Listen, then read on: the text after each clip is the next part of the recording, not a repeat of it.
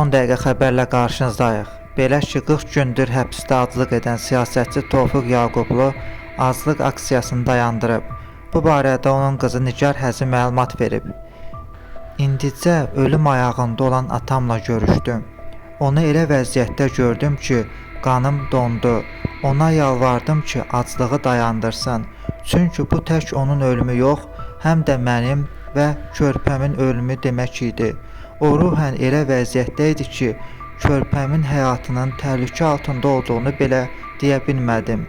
Sadəcə mənə, anama, qardaşıma və doğmalarımıza görə bu aclığı dayandırmasını istədim. O da bununla razılaşdı və aclığı dayandırdı deyə öz müsahibində qeyd edib. Həkim Adil Qeybullah indi Tofiq Yaqublunun yanındadır.